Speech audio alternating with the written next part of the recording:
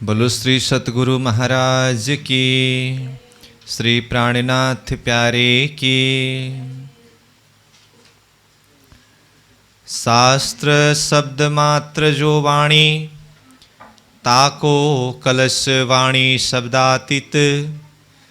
ताको भी कलश हो अखंड को, तापर ध्वजा धरूं तिन थे रहित। तापर ध्वजा धरूं तिन थे रहित।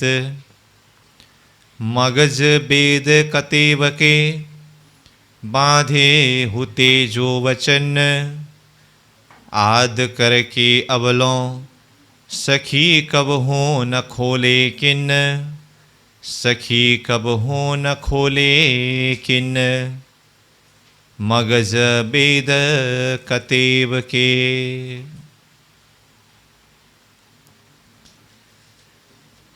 अक्षरातीत धामधनी श्रीराज जी के असीम अनुकंपा के द्वारा तारतम सागर दिव्य वाणी अंतर्गत परिक्रमा ग्रंथ को लेकर हम चिंतन कर रहे हैं, जिसमें दूसरा प्रकरण यह मंगलाचरण का 2 चौपाई तक का भाव इससे पूर्व कक्षा में हमने चिंतन किया, श्रवण किया। अब तृतीय चौपाई से प्रारंभ होने जा रहा है। तो यह मंगलाचरण परमधाम को जाहिर करने से पूर्व महामती प्राणनाथ जी ब्रह्म सृष्टियों को संबोधन करते हुए वह परमधाम का लक्ष्य निर्देशन करने के लिए प्रस्तुत कर रहे हैं, जिसमें दूसरा चौपाई में कहा कि अब तक शास्त्र में जितने भी शब्द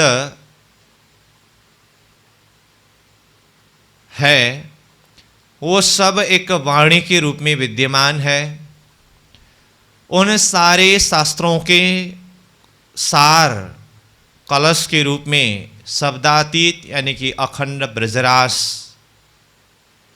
और उस अखंड ब्रजरास रूपी कलश से भी परे का कलश अक्षर रूपी कलश, और उस अक्षर से भी परे ध्वजारूप अक्षरातीत परमधाम जो प्रेम का स्वरूप है, जो अक्षर से भी परे है, वह अक्षरातीत परमधाम का लक्ष्य निर्देशन यहाँ कर रहे हैं। इसी प्रसंग को आगे बढ़ाते हुए तीसरे चौपाई में कहते हैं, मगज वेद कतेव के, बांधे हुते जो वचन। आद करके अबलों, सखी कब हो न खोले किन्न। जैसे कि इससे पूर्व कक्षा में ये प्रकरण के सारांश भाव के ऊपर कुछ शब्द के द्वारा कहा गया कि यहाँ प्रारंभ में सृष्टि के शुरू से लेकर तारतम अवतरण न होने तक ये सृष्टि की स्थिति कैसी थी, इस बात को यहाँ प्रस्तुत कर रहे हैं। लगभग चौपाई नंबर 3 से चौपाई नंबर 11 तक ये भाव है, और 11 में तारतम यानी जागृत बुद्धि अवतरण का प्रसंग है। तो तीसरे नंबर चौपाई में कहा, देखिए उस भाव को, मगज वेद कतेव के। मगज यानी कि गुह्य अर्थ। मगज मायने शब्द आता है, तो दोनों शब्द आते समय मायने यानी कि अर्थ, मगज यानी कि गुह्य, तो इस अर्थ में होता है। यहाँ सिर्फ मगज शब्द ही आया है, तो एक ही शब्द से गुह्य अर्थ, ये अर्थ लेना होगा। तो गुह्य अर्थ कहाँ का? वेद कतेव के, वेद के और कतेब के मगज गुह्य अर्थ, बांधे होते जो वचन, जो वचन में यानी कि शब्द में ही बधे हुए थे। बधे हुए थे मतलब उसका अर्थ, वास्तविक रहस्य स्पष्ट नहीं हो सका था, अथवा वेद कतेब के मगज यानी कि गुह्य अर्थ किसी के द्वारा भी खुलासा नहीं हुआ था। कब? सृष्टि के शुरू से तारतम अवतरण न होने तक। तो किसी ने खोलने का प्रयास ही नहीं किया होगा, इसीलिए इसका अर्थ खुलासा नहीं हुआ होगा। ऐसा नहीं है। बहुतों ने बहुत प्रयास किया और अर्थ भी किया करने के लिए। ऐसी बात नहीं कि अर्थ ही नहीं किया, परंतु वास्तविक अर्थ प्रकाशित नहीं हो सका, खुलासा नहीं हो सका। जब अर्थ खुलासा ही नहीं हो सका तो किसी ने भी उसके वास्तविक अर्थ को समझ नहीं पाया। आद करके अवलों सखी कबहू न खोले किन्न। देखिए, मैं बार बार जो बात बोल रहा हूं वो चौपाई के शब्द के द्वारा ही आ रहा है। आद करके अवलों, आद शब्द का अर्थ शुरू मतलब सृष्टि के शुरू, सृष्टि के आदि से लेकर के अवलों, तारतम अवतरण होने के समय में खड़े होकर के यहाँ बोल रहे हैं अवलों, मतलब तारतम अवतरण न होने तक। आद करके अवलों सखी संबोधन के लिए है। हे सखियाँ, कबहू न खोले किन्न। कबहू यानी कि कभी भी, न खोले नहीं खोला, किन्न मतलब किसी ने भी। क्या नहीं खोला? वेद कतेब के मगज यानी कि गुह्य अर्थ। सृष्टि के शुरू से अब तक किसी ने भी खोल नहीं सका। क्यों खोल नहीं सका? और अर्थ करने पर भी वह अर्थ सही क्यों नहीं हुआ? तो उस रहस्य को समझाते हुए बताते हैं, सुपन बुद्ध वैकुंठ लो या निरंजन निराकार, सो क्यों शून्य को उलंग के, सखी मेरी क्यों कर लेवे पार। चौथे नंबर चौपाई में कहा, सुपन बुद्ध वैकुंठ लो। ये धरती में जो बुद्धि है, वह बुद्धि कैसी बुद्धि है? सुपन बुद्ध, स्वप्निक बुद्धि है। ये सारा सृष्टि ही स्वप्नवत है ना। अक्षरातीत के 7 अंश अक्षर ब्रह्म और अक्षर ब्रह्म के सपना का शरीर अथवा सपना का स्वरूप क्षर पुरुष, और क्षर पुरुष के द्वारा यह सृष्टि, यह जगत का विस्तार हुआ। तो क्षर पुरुष सृष्टि के आदि ईश्वर स्वयं स्वप्ना के होने के कारण उनकी बुद्धि स्वप्ना की बुद्धि है। और स्वप्ना की बुद्धि अथवा स्वप्ना के स्वरूप के द्वारा एको हम बहुश्याम, मैं एक हूँ अनेक हो जाऊं, ऐसी इच्छा करके, इच्छा शक्ति द्वारा ये जगत का विस्तार किया। तो जगत के अंदर जितने भी चेतना के रूप में अथवा बुद्धि के रूप में विस्तार हुआ, वो सब स्वप्ना का ही बुद्धि है। तो जिस तरह से प्रत्यक्ष हमारे उदाहरण के द्वारा भी अगर देखें तो हम जब सो जाते हैं, स्वप्ना में चले जाते हैं, तो स्वप्ना की बुद्धि जागृत तक नहीं आ सकती है, जागृत की बात नहीं कर सकती है।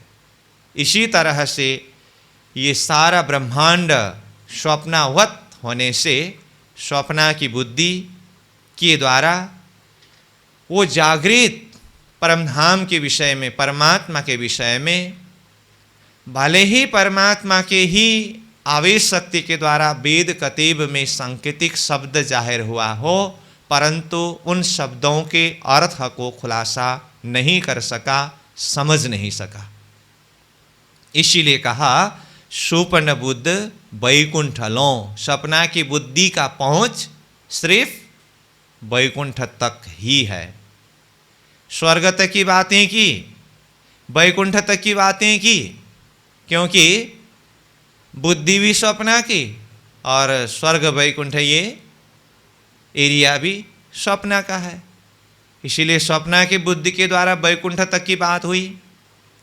यहाँ से बहुत ऊपर तक चिंतन करते जाने वाले, वैकुंठ को भी पार करने वाले निरंजन निराकार वहाँ तक पहुँचे।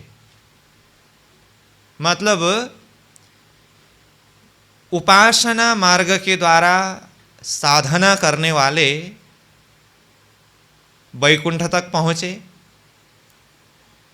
ज्ञान मार्ग के द्वारा साधना करने वाले निर्गुण निराकार तक पहुँचे, अथवा ब्रह्म को निर्गुण निराकार रूप में ही माना। अब यहाँ से आगे कोई नहीं जा सके। यहाँ से आगे यानी कि वैकुंठ अथवा वहाँ से परे निर्गुण निराकार से परे बेहद अक्षर अक्षरातीत के विषय में किसी को भी शुद्धि नहीं हुई। स्वप्न बुद्ध वैकुंठ लो या निरंजन निराकार, सो क्यों शून्य को उल्लंघ के, सो वो स्वप्ना की बुद्धि वाले जिसका गम वैकुंठ तक ही है अथवा निर्गुण निराकार तक ही है, वह स्वप्न की बुद्धि वाले क्यों, कैसे शून्य को, शून्य निराकार निरंजन को उल्लंघ करके, पार करके, सखी मेरी, हे सखियाँ संबोधन करते हुए कह रहे हैं, सखी मेरी क्यों कर ले वे पार, कैसे पार कर लेंगे अथवा कैसे पार पाएंगे। मतलब स्वप्ना की बुद्धि वाले वैकुंठ से परे अगर शून्य निराकार तक पहुंच भी जाए तो शून्य निराकार को पार करके आगे जा ही नहीं सकेंगे। यानी कि महाशून्य समष्टि से आगे स्वप्ना की बुद्धि का प्रवेश नहीं है। फिर आगे कहते हैं, स्वप्न बुद्ध अटकलसों वेद कतीब खोजे जिन, मगज न पाया माहे का बांधे मायने वारे तिन्न। पुनः यह चौपाई में भी स्वप्ना की बुद्धि की बात आई। स्वप्न बुद्ध अटकलसों, स्वप्ना की बुद्धि के द्वारा अटकल से, अटकल जानते हैं ना, अटकल अनुमान अंदाज, अटकल के द्वारा वेद कतेव खोजे जिन्न, वेद और कतेब के शब्द के माध्यम से परमात्मा को जिन्होंने खोजी किया, अथवा अटकल के द्वारा वेद कतेब के शब्द के गुह्य रहस्य को समझने का प्रयास किया, अटकल के द्वारा वेद कतेबों के शब्द के अर्थ किया, परंतु अटकल के द्वारा कभी भी वास्तविकता निश्चय नहीं हो सकता है। वेद कतेब का शब्द तो है, परंतु इस शब्द को लेकर के परमात्मा के विषय में, परमधाम के विषय में कहते समय अथवा अर्थ करते समय क्या किया, अटकल के द्वारा किया। और परमात्मा के विषय की बात परमधाम के विषय की बात, वेद कतेवों के वास्तविक रहस्य को समझने की बात, ये तो अड़कल के द्वारा होने वाला नहीं है। वहाँ पर तो दृढ़ निश्चय होना चाहिए, बेशक इलम, संशय रहित ज्ञान होना चाहिए। किरंतन वाणी में प्रणय जी ने कहा, अटकले केम पामिए ये तो नहीं पंथ प्रपंच जी। अड़कल के द्वारा, अनुमान के द्वारा, कल्पना के द्वारा कैसे प्राप्त कर सकते हैं? किसको? परमात्मा को अथवा परमधाम को। क्यों? ये परमात्मा प्राप्ति का मार्ग अथवा परमधाम प्राप्ति का मार्ग ये प्रपंचजन्य सृष्टि का, नश्वर जगत का मार्ग से प्राप्त होने वाला नहीं है, अथवा प्रपंच का विषय नहीं है। अटकले केम पामिए ये तो नहीं पंथ प्रपंच जी। अटकल के विषय में प्रणय जी कहते हैं और आगे, जी हाँ अटकल तिहाँ भ्रांतड़ी अने भ्रांत तो थया आड़ी पाल। जहां पर अटकल है ना, वहां भ्रम है। अटकल में कभी भी संशय रहित ज्ञान अथवा बेशक इलम नहीं होता है, वो भ्रम है। और भ्रम को क्या कहा? अने भ्राम तो थया आड़ी पाल। परमात्मा प्राप्ति के लिए, परमधाम प्राप्ति के लिए ये भ्रम ही आड़ा है अथवा पाल है, यानी कि पर्दा है। इसीलिए वास्तविक ज्ञान के द्वारा हृदय को चौकस करना होगा, यानी कि दृढ़ निश्चय करना होगा। परंतु सृष्टि की शुरू से लेकर अब तक वेद कतेवों के शब्द के माध्यम से परमात्मा को खोजी करने वालों ने अथवा वेद कतेवों के शब्द के अर्थ करने वालों ने सपना के बुद्धि के द्वारा अड़कल से ही अर्थ किया, इसीलिए वास्तविकता को प्राप्त नहीं कर सका। सुपन बुद्ध अटकलसों वेद कतेव खोजे जिन, जिन यानी कि जिन्होंने भी, जिसने भी। आगे क्या हुआ? जिसका परिणाम सपना की बुद्धि अड़कल के द्वारा खोज रहे हैं, तो इसका परिणाम क्या हुआ? हाथ में क्या आया? मगज न पाया माहे का।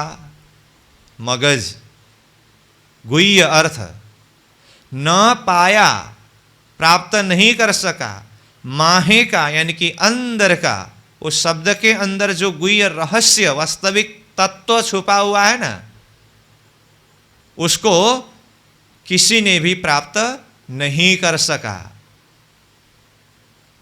और वह गुह्य रहस्य को समझ नहीं सका, जान नहीं सका, तो अर्थ करते करते कैसे अर्थ किया? कहते हैं बांधे मायने वारे तिन। बांधे मतलब बांधा अथवा किया, विस्तार किया। मायने अर्थ, कितने अर्थ? 12। 12 मतलब 12 प्रकार के अर्थ। 3 मतलब उन शब्दों के अथवा उन लोगों ने 12 अर्थ में शब्द का अर्थ विस्तार किया। कैसे? एक अक्षर में 12 मात्रा होता है। एक एक मात्रा बदलने से अर्थ बदल जाता है। महामती प्राणनाथ जी ने कलश ग्रंथ में वेद का कोहेड़ा, ये प्रकरण के अंदर इस बात को और विस्तार से समझाया है। एक एक अक्षर का 12 अर्थ करके शास्त्र के शब्दों का अर्थ किस तरह से विस्तार किया, परंतु वास्तविक अर्थ जाहिर न होने के कारण वही किस तरह से कोहेड़ा यानी कि पर्दा रूप बन गया। वैसे तो शास्त्र के शब्द में अथवा श्लोकों में, मंत्रों में अलग अलग छंद होते हैं। छंद के हिसाब से अलग अलग छंदों में अलग अलग अक्षर का संख्या होता है। उनमें से जैसे अनुष्टुप छंद में एक श्लोक में 32 अक्षर होता है। जैसे श्रीमद् भगवद गीता के ज़्यादातर श्लोक अनुष्टुप छंद में है। जैसे उदाहरण के लिए धर्म क्षेत्रे कुरुक्षेत्रे समावेत युत्सव मामका पांडवश्चैव किम कुर्वत संजय, ये अनुष्टुप छंद है। इसमें कितने अक्षर है? 32 अक्षर है। यहाँ ये श्लोक प्रस्तुत करने का आशय मेरा सिर्फ 32 अक्षर वाला श्लोक संकेत करने के लिए ही है। तो एक श्लोक में 32 अक्षर हुआ। मैं अनुष्टुप छंद की बात कर रहा हूँ। अन्य छंदों में छंद के हिसाब से श्लोक में, मंत्र में अक्षर ज़्यादा कम होता है। तो 32 अक्षर अगर हो तो एक एक अक्षर में 12 मात्रा के कारण 12 प्रकार का अर्थ होता है। तो ऐसे अक्षर कितने हैं एक श्लोक में? 32 अक्षर है। अब प्रत्येक एक एक अक्षर का 12 प्रकार का अर्थ भेद होता है। तो एक श्लोक का अर्थ कितने प्रकार का हुआ? 32। ऐसे श्लोक शास्त्र में कितने सारे हैं? अर्थ के हिसाब से देखें तो शब्द कितना विस्तार हुआ, अर्थ कितना विस्तार हुआ। समझ में आ रही है बात? देखिए, मगज न पाए माहे का बांधे मायने वारे तिन्न। एक श्लोक का 12 अर्थ की बात नहीं है यहाँ, एक अक्षर का। तो इस हिसाब से देखें तो अर्थ करने वालों ने इतना ज्यादा शब्द का विस्तार किया। पूर्व कक्षा में भी मैंने जिस चौपाई को जोड़ दिया था, अपनी मत ले साधु बोले शब्द भय अपार, बहुत शब्द को अर्थ न उपजे या बल सुपन धुतार। अर्थ का विस्तार तो किया, एक बार अर्थ किया, दोबारा फिर इसका अर्थ क्या है, अर्थ बदल जाता है। क्यों? निश्चयात्मिका बुद्धि नहीं है ना, अड़कल के द्वारा कर रहे हैं ना, इसलिए वो तो बदलता ही जाता है। ऐसी स्थिति हुई, ये सपना की बुद्धि के कारण। इसलिए प्राणनाथ जी ने वो वेद का कोहेड़ा, बैराट का कोहेड़ा, इन प्रकरणों में, कलश ग्रंथ में कहते कहते यहाँ तक कहा, ब्रह्म के विषय में कभी ये कहते हैं, कभी वो कहते हैं, कभी वो कहते हैं। मद माते मरकट ज्यों करे सो अनेक रूप, यहाँ तक बोल दिया प्राणनाथ जी। इसका अर्थ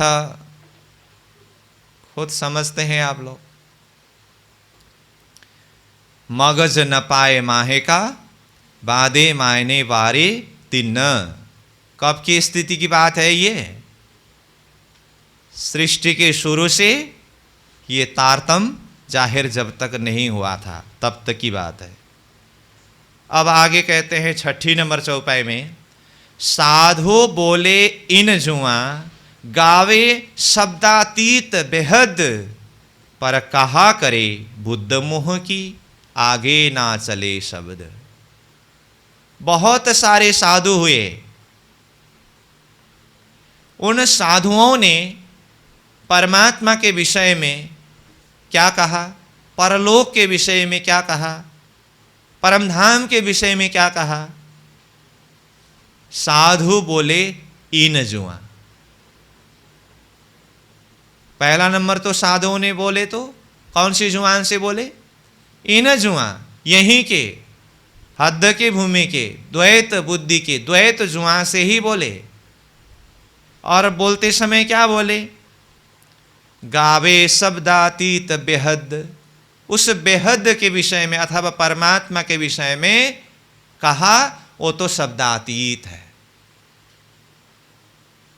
बेहद यहां कहने से पूरा ये स्वप्निक जगत से परे, पूरा बेहद एरिया को, यानी कि अक्षर अक्षरातीत सब इसी में समा जाता है। प्रकाशवाणी में बेहद वाणी करके आता है ना, वहाँ पर बेहद वाणी का अर्थ सिर्फ विराट में हम अव्याकृत सबली केवल सत्स्वरूप ये अक्षर के 4 विभूति रूप को बेहद करके समझते हैं ना, इतना ही नहीं, वो जागृत एरिया परलोक। ऐसे ही यहाँ वो जागृत परलोक के विषय में साधुओं ने क्या कहा? वो तो शब्दातीत है, वहाँ तक शब्द नहीं पहुँच सकता है। साधु बोले इन जुआ गावे शब्दातीत बेहद, पर कहा करे बुद्ध मोह की। परंतु ये मोह की बुद्धि वाले क्या कर सके? यानी कि परमात्मा को शब्दातीत करके कहा, परंतु उनको प्राप्त करने के विषय की अगर बात देखे तो बेचारे क्या करे? बुद्ध तो मोह की है, मोह के द्वारा उत्पत्ति हुए हैं, जो स्वयं भी मोह से उत्पन्न हुआ है और उसी मोह के द्वारा विस्तार हुआ है। पर कहा करे बुद्ध मोह की, आगे ना चले शब्द। इसीलिए जो जहाँ से उत्पन्न हुआ मोह तत्व से, वहाँ से आगे एक शब्द भी नहीं जा सका। जब शब्द ही वहाँ से आगे नहीं बढ़ सका तो फिर उसको जाने कैसे, और जान नहीं सके तो वहाँ तक पहुँचे कैसे? आगे ना चले शब्द। इसलिए जो कुछ भी कहा, कहाँ की बात? यही स्वप्निक जगत, 4 ब्रह्मांड, हद के अंदर की ही बात को विस्तार किया। 5 तत्व मोह अहंकार 14 लोक त्रिगुण, ये शून्य द्वैत जो ले खड़ी निराकार निरंजन, ये संसार का रूप बता दिया। 5 तत्व, आकाश वायु अग्नि जल पृथ्वी, चाहे पिंड में हो चाहे ब्रह्मांड में हो, यही 5 तत्व विस्तार है। 5 तत्व मोह अहंकार, मोह तत्व और अहंकार यही सृष्टि का मूल है। मोह तत्व से अहंकार का उत्पन्न हुआ, अहंकार से सृष्टि का, यानी कि ये 14 लोक ब्रह्मांड त्रिलोक का विस्तार हुआ। 14 लोक त्रिगुण, वो देखिए अहंकार के द्वारा विस्तारित सृष्टि, 14 लोक, 14 लोक ब्रह्मांड, और त्रिगुण शतरजतम, अथवा त्रिगुण का प्रतीक त्रिदेव, ये सारा मोह अहंकार के अंदर के ही है। ये शून्य द्वैत जो ले खड़ी, ये 5 तत्व का विस्तार करिए। मोह तत्व अहंकार और 14 लोक ब्रह्मांड में जो कुछ भी है, स्वयं त्रिगुण यानी कि त्रिदेव भी शून्य द्वैत के अंदर ही खड़े हैं। शून्य से कोई आगे नहीं जा सके, और शून्य निराकार निरंजन ये सारा एरिया द्वैत भूमि है। निराकार निरंजन, चाहे शून्य कहिए चाहे निराकार कहिए चाहे निरंजन कहिए, ये सारा द्वैत प्रकृति के अंदर की बात है, यहाँ से आगे कोई नहीं जा सके। अब ये 7वें नंबर चौपाई में जितने भी एरिया की बात की, 5 तत्व मोह अहंकार 14 लोक त्रिगुण शून्य निर्गुण निराकार, ये सारा, इसके लिए शास्त्र में ही क्या कहा, जिस बात को प्राणनाथ जी यहाँ बताते हैं। शास्त्र ने कहा है कि प्रलय काल में ये सारा पांच तत्व, शून्य, निर्गुण, निराकार, त्रिगुण, त्रिलोक, ये सारा नाश हो जाएगा। प्रकृति महाप्रलय हो वही, सब तत्व गुण निर्गुण द्वैत उड़े, कछु ना रहे, निराकार निरंजन शून्य। देखिए प्रलय कितने प्रकार के हैं? 4 प्रकार के प्रलय हैं। क्या क्या? नित्य प्रलय, नैमित्तिक प्रलय, प्राकृतिक प्रलय और आत्यंतिक महाप्रलय।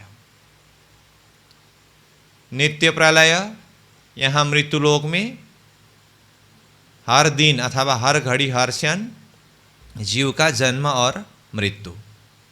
नैमित्तिक प्रलय ब्रह्मा जी के 12 घंटे यानी कि 1 दिन के समय में पाताल से लेकर के स्वर्गलोक यानी कि 10 लोक का नाश होना।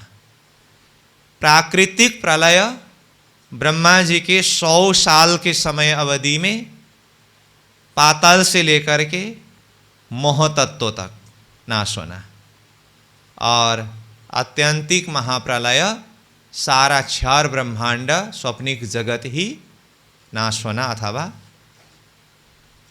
लय हो जाना। तो ये सारा प्रकृति जगत जो द्वैत रूप है, इसको स्पष्ट रूप में शास्त्र ने ही प्रलय काल में नाश होगा ऐसा कहा है।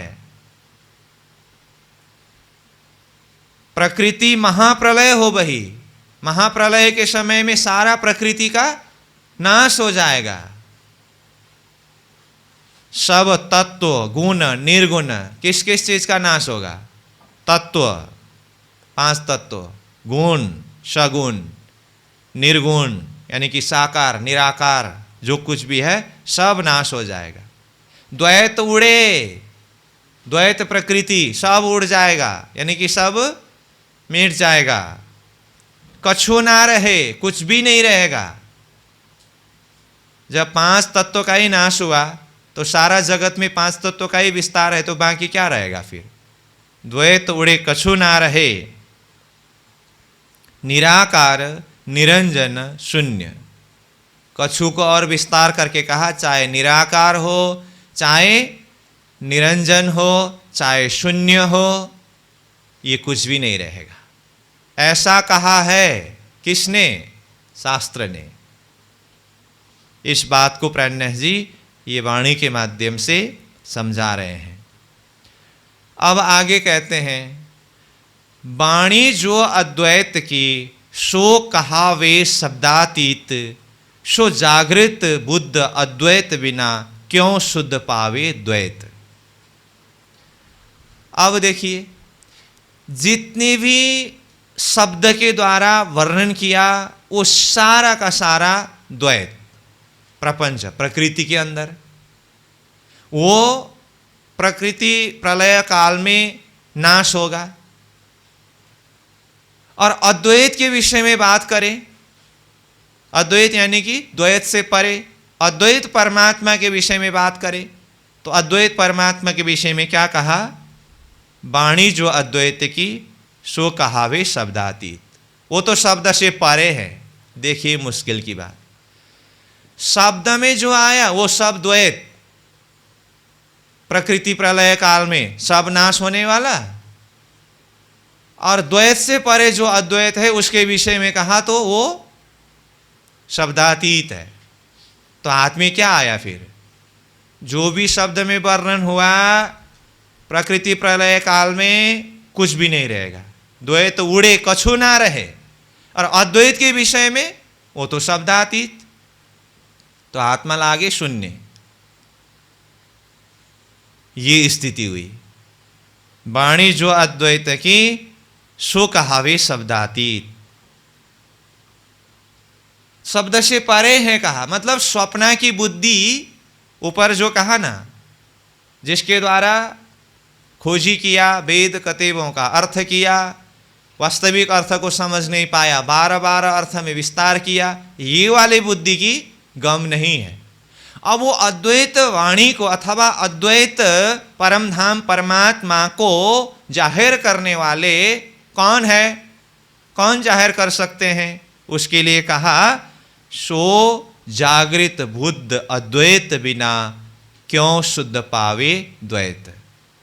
सो वह अद्वैत शब्दातीत जिसको कहा परमात्मा के विषय में जागृत बुद्ध, वो जागृत बुद्धि के बिना,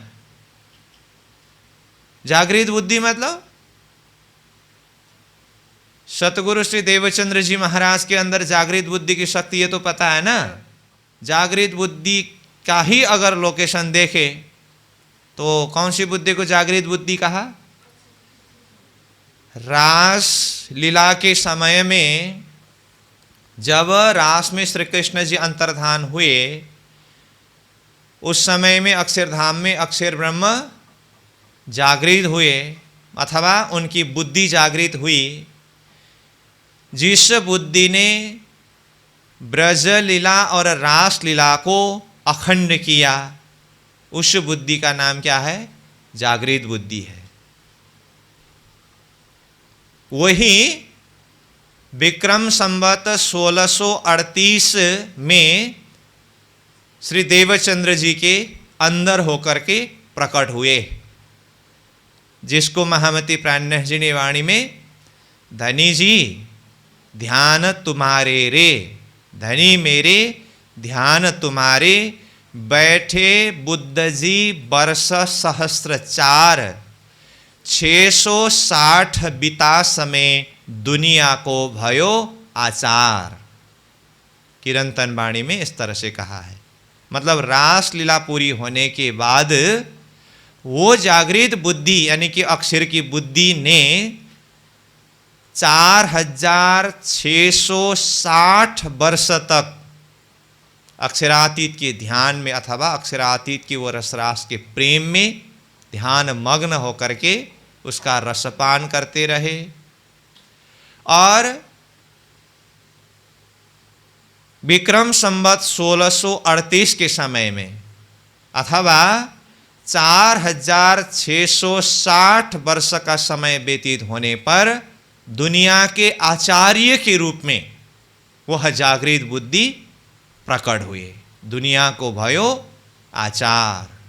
तो निजानंद आचार्य सतगुरु श्री देवचंद्र जी महाराज सारे विश्व ब्रह्मांड दुनिया के लिए आचार्य है कि नहीं? आचार्य मतलब गुरु, सतगुरु। निज नाम सोई जाहिर हुआ, जाकी सब दूनी राह देखत, मुक्त देशी ब्रह्मांड को आए ब्रह्म आत्म सत। सारा दुनिया ने जिस निज नाम को, जिस तारतम ज्ञान को, जिस अखंड ज्ञान को राह निहार रहे थे, प्रतीक्षा कर रहे थे, उस निज नाम उस तारतम ज्ञान को धरती में किसने प्रकट किया? निजानंदाचार्य सतगुरु श्री देवचंद्र जी महाराज ने। तो सतगुरु देवचंद्र जी महाराज दुनिया के आचार्य हुए कि नहीं? तो उनके अंदर जो जागृत बुद्धि का शक्ति है, तो यही जागृत बुद्धि ने श्री देवचंद्र जी के हृदय के अंदर रह करके पूरा शास्त्र का मंथन किया। 40 वर्ष की उम्र तक सदगुरु के द्वारा जो भी साधना प्रसंग में ये शास्त्र का मंथन किया है ना, किसने किया? जागृत बुद्धि ने। और जब अक्षरातीत धामधनी ने दर्शन दिया और श्री देवचंद्र जी महाराज के हृदय धाम में विराजमान हुए, यानी कि उनके हृदय के अंदर श्यामा जी शक्ति के हृदय के अंदर विराजमान हुए, तब ये तारतम का रस श्यामा जी के जुआन से प्रस्फुटित होने लगे। तो वो जागृत बुद्धि की शक्ति वो तारतम का रस पान करके आनंदित है, मगन है। फिर वही शक्ति इंद्रावती आत्मा के हृदय धाम के अंदर विराजमान होकर के बाद में फिर इंद्रावती ने उसको निज बुद्धि के साथ में भेला किया, एकाकार किया। फिर वही जागृत बुद्धि जब महामती प्राणनाथ जी विक्रम संवत 1735 में हरिद्वार में पहुंचे तो वहां पर जो शास्त्र का मंथन करना, शास्त्र के माध्यम से सबको पूर्ण ब्रह्म परमात्मा की पहचान दिलाना, जिसके माध्यम से सबको ये पहचान हुआ कि महामती प्राणनाथ जी ही 28वें कलियुग के विजयाभिनंद निष्कलंक बुद्ध अवतार स्वरूप है। यहाँ पर ये शास्त्र का ज्ञान जाहिर करने वाले, एक पूर्ण ब्रह्म परमात्मा का निरूपण करने वाले वो शक्ति कौन है? जागृत बुद्धि का शक्ति है। यानी कि वो अक्षर की बुद्धि, जागृत बुद्धि को इंद्रावती आत्मा ने अपनी बुद्धि के साथ में मिलन कराया, उनको तारतम प्रदान करके निज बुद्धि कराया। यही बुद्धि आगे जाकर के फिर जब ये परिक्रमा सागर श्रृंगार ग्रंथ के माध्यम से परमधाम का वर्णन करेंगे तो जागृत बुद्धि को निज बुद्धि के साथ में मिला करके इसको एक साधन रूप में,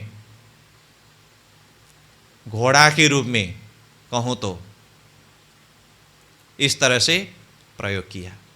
तो ये परमधाम का वर्णन करने के लिए भी तो बुद्धि तो चाहिए ना। हालांकि परमधाम प्रेममय भूमि है, इष्कमय भूमि है, फिर भी वहाँ की अब लंबाई, चौड़ाई, ऊंचाई ये सारा वर्णन है ना। रंगमहल 9 भौम 10वीं आकाशी का है। अब ये 9 भौम 10वीं आकाशी गिनती करने के लिए भी तो बुद्धि तो चाहिए। माणिक पहाड़ 12,000 भौम का है। ये हिसाब किताब सारा वर्णन करने के लिए बुद्धि चाहिए कि नहीं चाहिए? तो ये कौन सी बुद्धि के द्वारा वर्णन हो रहा है? ये जागृत बुद्धि को इंद्रावती ने अपनी बुद्धि के साथ में मिलन करा करके उसको तारतम प्रदान करके निज बुद्धि बना करके परमधाम के अंदर प्रवेश कराया।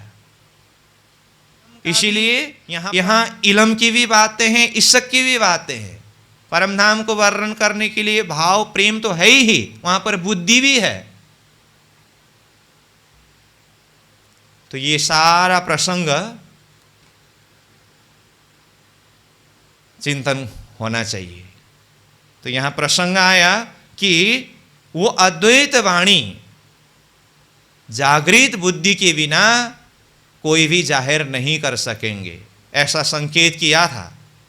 तो कहा सो जागृत बुद्ध अद्वैत बिना, वो अद्वैत बुद्धि है, वो जागृत बुद्धि है जो सदगुरु के अंदर होकर के, महामती प्राणनाथ जी के अंदर होकर के परमधाम की बुद्धि, तारतम बुद्धि यहाँ धरती में प्रकट हुआ। उसके अलावा बाकी कोई भी वह अद्वैत परमधाम के विषय में बता नहीं सकेंगे। क्यों शुद्ध पावे द्वैत, यानी वो जागृत बुद्धि के अलावा बाकी द्वैत बुद्धि वालों को वो अद्वैत परमधाम के विषय में कैसे शुद्धि होगी? क्यों शुद्ध पावे, कैसे शुद्धि होगी अथवा जान सकेंगे द्वैत, यानी कि द्वैत बुद्धि वाले, स्वप्ना की बुद्धि वाले।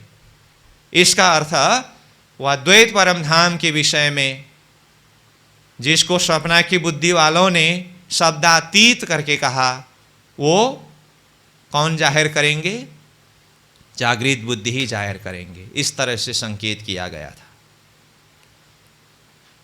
पैगंबर या तीर्थंकर कई हुए अवतार, की न ब्रोध न मेट्यो विश्व का, किए नहीं निर्विकार। तारतम अवतरण होने से पहले की स्थिति मैं बार बार बोल रहा हूं। तो ये जागृत बुद्धि के अवतरण अथवा प्रकट होने से पहले, तारतम अवतरण होने से पहले यहाँ धरती में कौन कौन आए? धरती को निर्विकार करने की प्रयास करने के लिए कहा पैगंबर या तीर्थंकर। पैगंबर हुए, तीर्थंकर हुए और कई हुए अवतार, कई अवतारी हुए। पैगंबर कितने हुए, तीर्थंकर कितने हुए, अवतारी कितने हुए, ये सारे विषय तो अन्य प्रसंग में अध्ययन मनन होके ही आया है। पैगंबर आए, तीर्थंकर आए, अवतारी आए। परंतु कीन ब्रोध न मेट्यो विश्व को, ये विश्व का ब्रोध है ना, किसी ने भी मेट नहीं सका, मतलब दूर नहीं कर सका। ब्रोध एक होता है क्रोध और दूसरा होता है ब्रोध। क्रोध और ब्रोध में क्या अंतर है? क्रोध जो है वो एक बार आया और गया। ब्रोध जो है वो अंदर ऐसे छुप करके बैठा हुआ रहता है एक द्वेष रूप में। वो ब्रोध के कारण बार बार क्रोध को जन्म देता है। क्रोध को जन्म देने वाले ब्रोध है। तो ऐसे ब्रोध किसी ने भी मेट नहीं सका, एक दो जन की नहीं, कहा विश्व को, मतलब विश्व में सब के अंदर यह क्रोध ब्रोध जन्मसिद्ध रोग बन करके बैठा हुआ है। ब्राध रोग कहते हैं ना, ब्राध यानी कि जन्मसिद्ध रोग है। इस सृष्टि के शुरू से ही ये साथ में लेकर के आया हुआ है। इसको मिटाने का प्रयास जरूर किया बहुतों ने, परंतु चाहे पैगंबर हो, चाहे तीर्थंकर हो, चाहे अवतारी हो, किसी के द्वारा भी ये ब्रोध को दूर नहीं कर सका। ब्रह्मांड को यानी कि सृष्टि को निर्विकार नहीं कर सका। कि न ब्रोध न मिट्यो विश्व को, किए नहीं निर्विकार, निर्विकार नहीं किया, नहीं कर सका। ये कब की बात है? सृष्टि के शुरू से अब तक, यानी कि तारतम अवतरण न होने तक सृष्टि की स्थिति। अब इस तरह से 10 नंबर चौपाई तक हुआ। अब 11वीं नंबर चौपाई में अब तक की सृष्टि की स्थिति और उसके बाद फिर किस तरह से ये जागृत बुद्धि, अद्वैत बुद्धि धरती में प्रकट हुआ, ये प्रसंग आ रहा है। पहले ही मैंने बताया हूँ, ये मंगलाचरण में पहले तो एक भाव है सृष्टि के शुरू से लेकर के तारतम अवतरण न होने तक की स्थिति। ये 10 नंबर चौपाई पूरा तक और 11 नंबर चौपाई के 2 चरण तक ये भाव है। और 11 नंबर चौपाई से यानी कि तीसरे चरण से आगे तारतम अवतरण हुआ, जागृत बुद्धि अवतरण हुए। फिर अब ये ब्रह्मांड की ब्रोध को किस तरह से मिटा दिया, वेद कतेबों के जो वास्तविक अर्थ समझ नहीं पाया था उसको किस तरह से अर्थ खुलासा कर दिया, और फिर इसी तारतम के द्वारा किस तरह से परमधाम को जाहिर किया, ये विषय है। इसलिए अब 11 नंबर चौपाई को देखिए। एते दिना त्रैलोक में होती बुद्ध सुपन्ना, सो बुद्ध जी बुद्ध जागृत ले प्रगटे पूरी नौतन। एते दिन त्रैलोक में होती बुद्ध सुपन्ना। एते दिन मतलब इतने दिन तक, यानी कि अब तक। कब तक?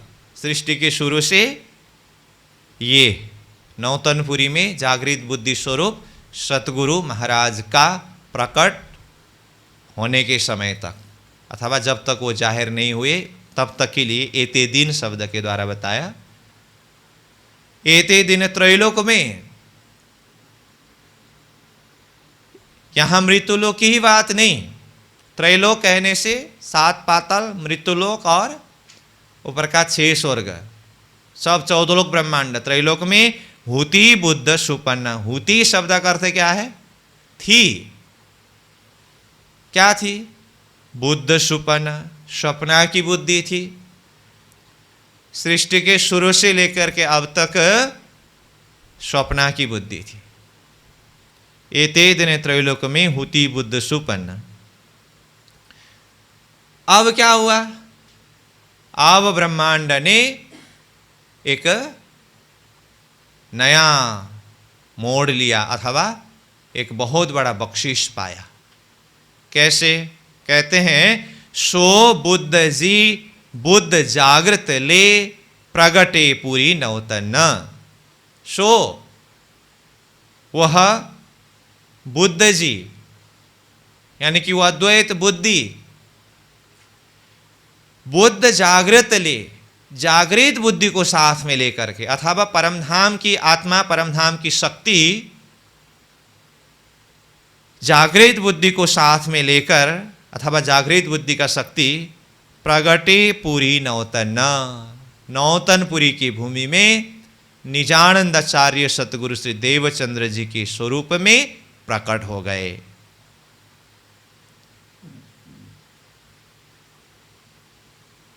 सतगुरु देवचंद्र जी महाराज का प्राकट्य तो उमरकोट में है,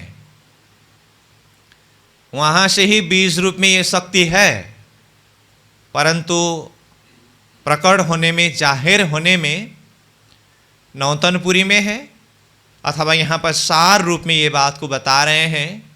इसीलिए सो बुद्ध जी बुद्ध जागृत ले प्रगटे पूरी नौतन। नौतनपुरी में प्रकट हुए ये स्वरूप के अंदर कौन कौन से शक्ति है?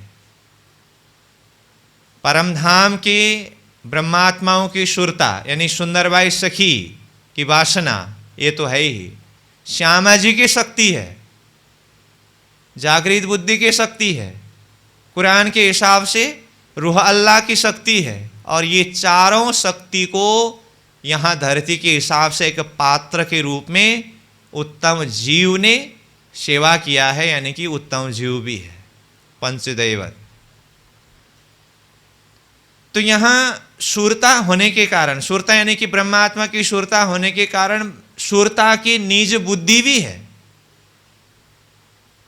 साथ में जागृत बुद्धि को साथ में लेकर के आए। श्यामा जी की शक्ति है, प्रकाश ग्रंथ में शुरू में ही आया है ना, जब रासलीला पूरी होने के बाद परमधाम में तंद्रावस्था में आत्माएं उपस्थित रहे, धामधनी स्वरूप श्रीराज जी महाराज ने श्यामा जी को हुक्म किया कि आत्माओं को लेकर के खेल में जाना और मैं भी आता हूँ, और आत्माओं को अकेला मत छोड़ना। क्या कहा? सखी तमे ले चलो आवेश, मोमो को अकेला। राज्य के ये आज्ञा के द्वारा श्यामा जी की शक्ति, सुंदरबाई सखी की शक्ति सतगुरु श्री देवचंद्र जी महाराज के अंदर विद्यमान है। तो वो शूरता की बुद्धि भी है और साथ में अक्षर की जागृत बुद्धि को साथ में लेकर के आए हैं। इसलिए यहां देखिए, सो बुद्ध जी बुद्ध जागृत ले, बुद्ध जी ने जागृत बुद्धि को साथ में लेकर के आए। दो बार बुद्धि बुद्धि शब्द आया कि नहीं आया? तो जागृत बुद्धि को साथ में लेकर के आने वाली बुद्धि कौन है? वो अद्वैत बुद्धि यानी कि शूरता की बुद्धि।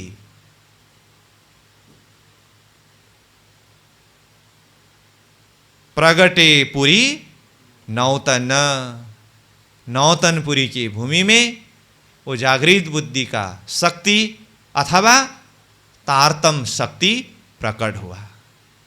पहले बीज उदय हुआ, पूरी जहां नौतन। तारतम का बीज नौतनपुरी की भूमि में अवतरण हुआ अथवा प्रकट हुआ। अब ये तारतम जागृत बुद्धि के माध्यम से धरती में प्रकट होने के बाद अब आगे क्या हुआ? अब ये मंगलाचरण के प्रकरण के अंदर का दूसरा विषय प्रारंभ हो रहा है। अब तक तो स्वप्निक बुद्धि के द्वारा जो कुछ भी हो रही थी ये बात बता दिया। अब तो क्या हुआ? सो बुद्ध जी बुद्ध जागृत ले प्रगटे पुरी नौतन, प्रकट हो गए वो। अब क्या हुआ? अब सो साहेब आया सब सृष्टि करी निर्मल, मोह अहंकार उड़ाए के, सखी देसी सुख नहीं चल। तो 11 नंबर चौपाई में जिस शक्ति के लिए सो बुद्ध जी बुद्ध जागृत ले प्रगटे पूरी नौतन करके कहा, वही शक्ति के लिए 12वीं नंबर चौपाई में परिचय देते हुए कहा, वो तो कौन है? वो साहेब है।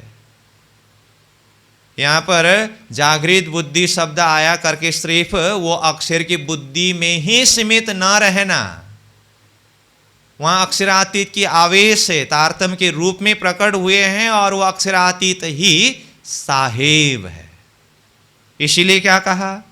अब सो साहेब आया। साहेब मालिक, किसके मालिक? सारे ब्रह्मांड के मालिक, सारे जगत के मालिक।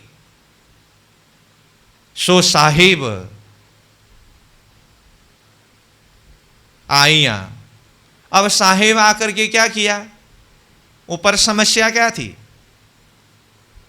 पैगंबर, तीर्थंकर, अवतार, यानी कि पैगंबर तीर्थंकर अवतारियों ने भी ये धरती के विरोध को किसी ने मिटा नहीं सके, ब्रह्मांड को निर्विकार किसी ने नहीं बना सका, ये कहा था ना। तो साहेब आने के बाद क्या हुआ? कहते हैं सब सृष्टि करी निर्मल। देखिए, सारे ब्रह्मांड को, सृष्टि को निर्मल बना दिया, मतलब सृष्टि के विकार को मिटा दिया, सृष्टि को निर्विकार किया। तो सृष्टि में विकार क्या थे? परब्रह्म परमात्मा का पहचान न होना ही ये सृष्टि का विकार था। वेद कतेबों में परमात्मा के विषय में बताया हुआ शब्द का वास्तविक अर्थ खुलासा न होना, शब्दों के गलत अर्थ लगना अथवा लगाना, ये विकार था। वो साहेब स्वरूप ने, वो परमात्मा स्वरूप ने धरती में आकर के शास्त्र के वास्तविक रहस्य को समझा करके पूर्ण ब्रह्म परमात्मा की पहचान सबके समक्ष में प्रकट किया। यही ब्रह्मांड के अथवा संसार की विकार को दूर करना है अथवा सृष्टि को निर्मल बनाना है। अब यहाँ सृष्टि में साधारण सी चीज़ें जैसे काम, क्रोध, लोभ, मोह, ऐसी चीज़ों को विकार मानना, ये अपनी जगह में है, लेकिन तारतम्य के दृष्टि पर विकार अब्रह्म को ब्रह्म मानना ही विकार है, अथवा ब्रह्म तत्व का निरूपण न हो पाना ही ये विकार है। इस विकार को मिटा करके निर्विकार किया, मतलब परब्रह्म परमात्मा की पहचान सबके समक्ष में प्रकट किया।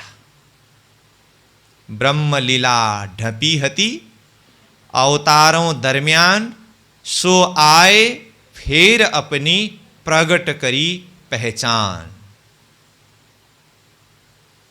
अपनी पहचान स्वयं परब्रह्म परमात्मा ने आकर के प्रकट किया, तो ब्रह्मांड के विकार को मिटा करके निर्विकार किया। तो इसलिए यहाँ कहा कि अब सो साहेब आइया सब सृष्टि करी निर्मल। आगे कहते हैं मोह अहंकार उड़ाए के सखी देसी सुख नेह चल। अब वो साहेब स्वरूप धरती में जाहिर होने के बाद मोह अहंकार को उड़ा करके सखी, हे सखियां संबोधन करते हुए कहते हैं देसी सुख नेह चल। देसी मतलब देंगे, अभी प्रकट हुए हैं ना, इसलिए देशी भविष्य के लिए ये शब्द प्रयोग कर रहे हैं। वर्तमान यही चौपाई के यही शब्द को चिंतन करें तो देशी कहा था, दिया, दे रहे हैं। जिसने पाया वो अनुभव से बोल सकते हैं, धनी ने दिया, अभी तक जिसको नहीं पाया है और देंगे।